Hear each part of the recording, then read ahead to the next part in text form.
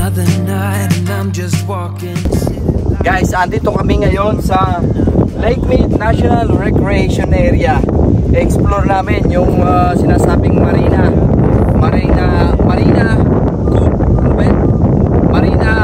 water, Lake Mead. Yung marina swimming. Ayan, dito kami ngayon sa area nito. Hindi kayo, samahan nyo kami sa aming pag-explore. Explore time.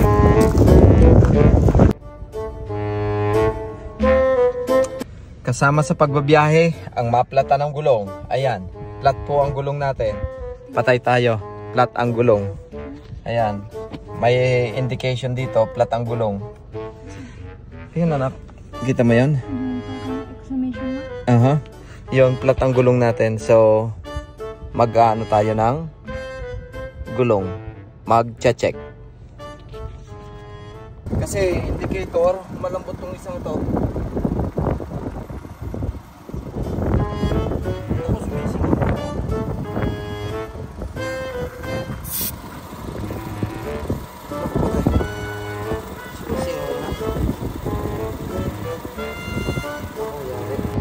Ayaw, di ba?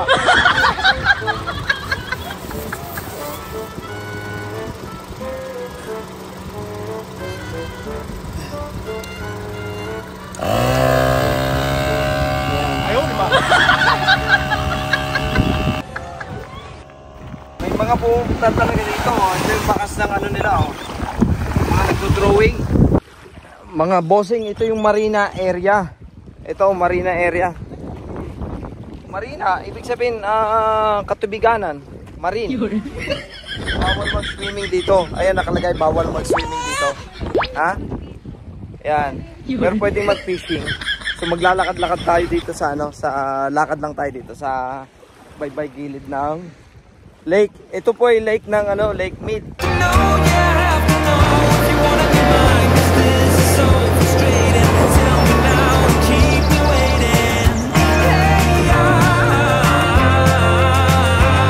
Sarap, nakaka-relax dito. Yung pag wala kang trabaho, ayan, pwede kang pumunta dito sa ganitong lugar. Mag-relax. Yun ang kailangan ng ating katawan, mag-relax tayo. Naglalaro pa siya doon ng ano, naglalaro ng buhangin. Ano masasabi mo sa lugar? Thumbs up? Sabi ng aking anak, thumbs up. Ayan. Ang ganda! Ganda ng place. Sarap ng hangin. Ayan, dito. Enjoy na enjoy namin. Yung lugar na dito, enjoy na enjoy kami.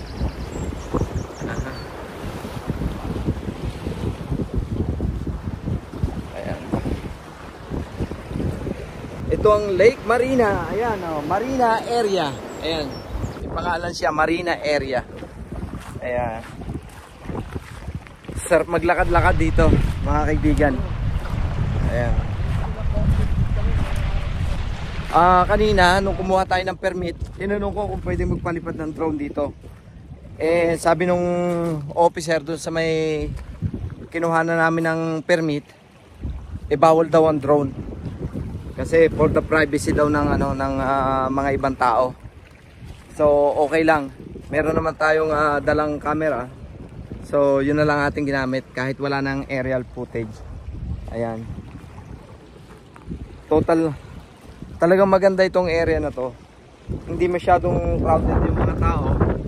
Talagang okay na okay. Diba? May mga nagyayate, may mga nagbo-boat. Ayan.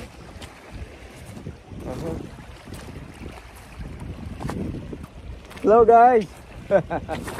Enjoy.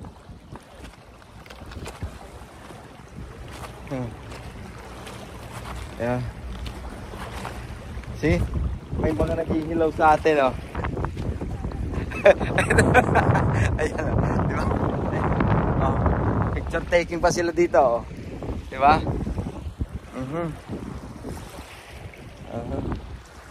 Ayan. Yung iba nagbabangka. Yate ang tawag dito. Yate. Ayan. Sarap ng lugar, mahangin. O, taas mo yung paa mo. Ayan, picture muna. Picture time. Ayan. Ito yung bunso ko, tuwan-tuwa din, oh. Pinipicturean yung mama niya. Ayan. So, mga kaibigan, sana nagustuhan nyo itong mga ganitong klase ng vlog natin. Sana malinaw ito sa video niyo. Kasi medyo makulimlim eh. Hindi ko alam kung maganda yung kuha ng ating camera kasi makulimlim nga. Hindi ko alam kung maganda yung kuha ng camera makulimlim. Ayan. Lakad lang kami ng lakad dito.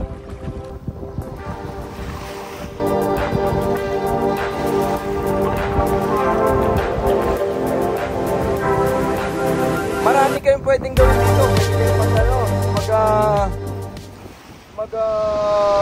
motor paddling, kayak, fishing, manligo. Ayan, ang ganda ng tubig. Ayan. Ayan. Uy! Masanay pa natin. Ayan, ang ganda. Nakakatuwa naman yung lugar na to. Tuwan-tuwa ako sa lugar na to. Kung pagod ka, pumunta ka lang dito sa ganitong klase ng lugar, sa mga ganitong lake, kaya ocean, dagat, anuhin nyo yung hangin, enjoyin nyo. Makakapag-release yan ng magandang energy sa inyo, especially sa katawan natin. Lagi tayong pagod. Magandang release yung mga bad energy ng katawan natin. Ayan. Ito nga pala ang Marina area. Dito ito sa may Cotton Lake Mojave, Lake Mead Mojave. Ito yung isang area ng Lake Mead. Pero doon sa kabilang area na yun, meron din doon mga pwede mong pasyalan, pwede mong puntahan doon sa area na yun. Dito sa likod naman natin dito sa area niyan. Andiyan naman yung parang disyerto, buntok na disyerto. Ito yung mga puno dito, mga ito yung puno sa tabi ng lake. Ito yung lugar. Ayan, brown yung brown yung buhangin, pino. Ganda.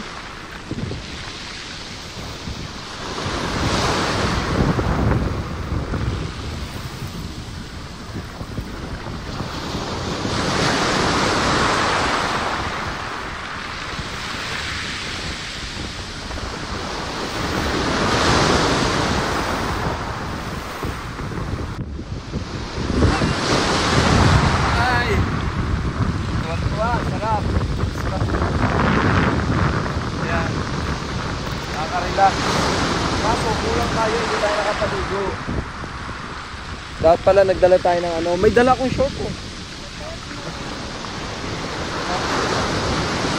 Oh, yung mo. Yeah. Pero dito sa lugar na ito, sa area nito, sabi dito, Marina area, no swimming. Pero yung lugar na yon, mga kaibigan, dun sa lugar na yon, pwede doon mag-swim. Dito, halika.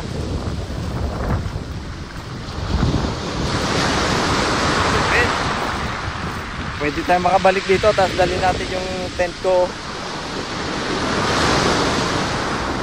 Yan.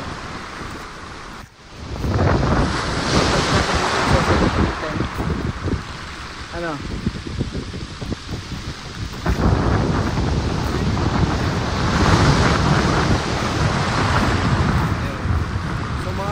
Dito ko na po tatapusin yung mini vlog natin ngayon. Prepare na naman, palpak na naman ang pag-vlog ko. Ganyan lang lagi si palpak. Nagre-record baga? Yan nyo nga. Ayan, palpak na naman, so uuwi na naman kaming luhaan kasi palpak. Maayos din ang lahat, di baga? Sabi nga it takes time para maayos ang lahat. Ganda ng area mga kaibigan. Tapos ito, pwede mong ahunin yan. Ahun ka dyan. Wow. Yan, ahun ka dyan. Kaya pwedeng pwede. Ayan.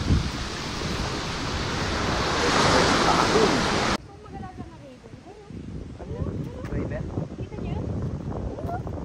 Ano, lipad? Ano kayo? Ayan, ayan.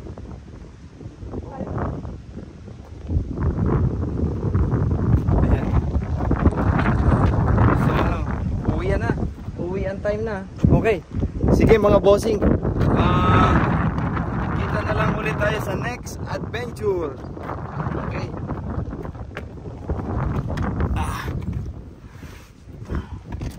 Ganda ng lugar.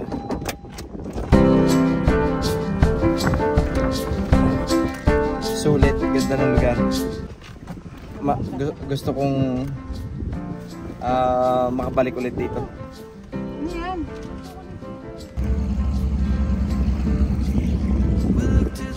So yun ang mga bossing.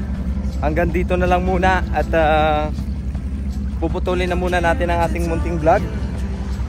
At medyo nauuhaw at nagugutom na rin kami. Kaya nga na sinabi ko, hindi kami prepare. Kaya next time na babalik kami dito, okay na okay.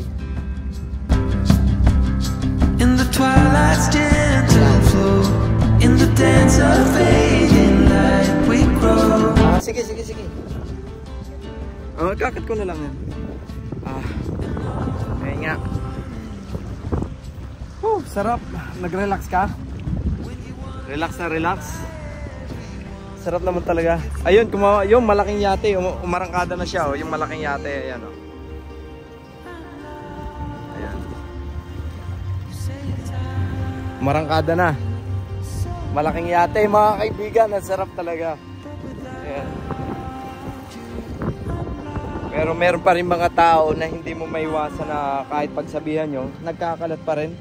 Sinisira pa rin nila ang ating kalikasan.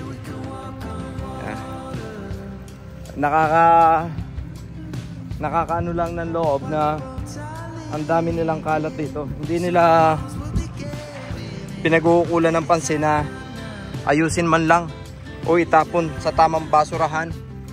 Wala, ang dami nilang kalat. Paano na kapag dumami yung basurang ayan, di ba?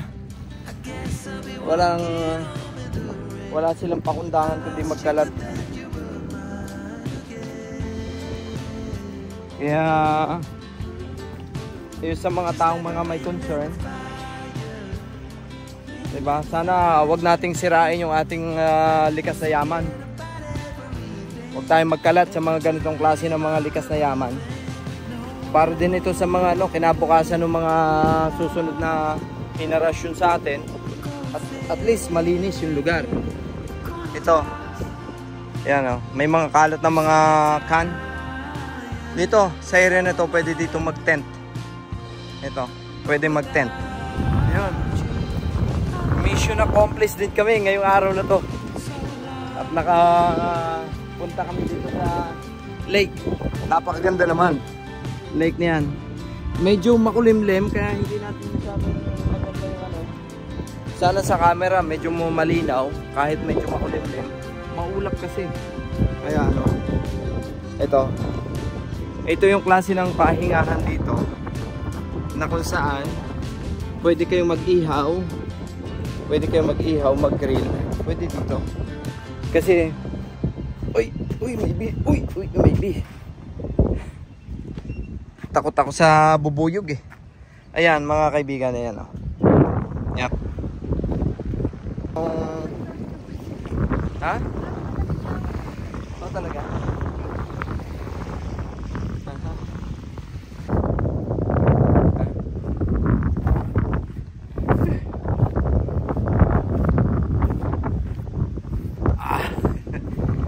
Ito, another pahingahan. Ang daming lamesa.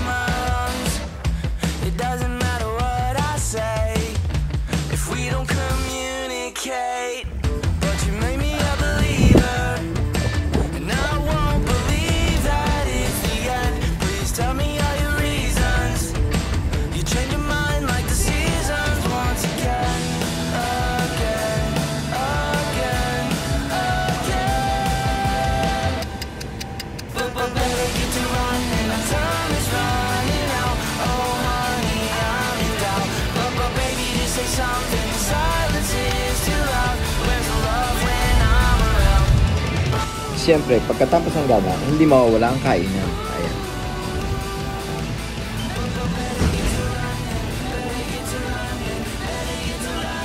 Yan, dito kami napakain ngayon sa Chow. Kaya, vlog.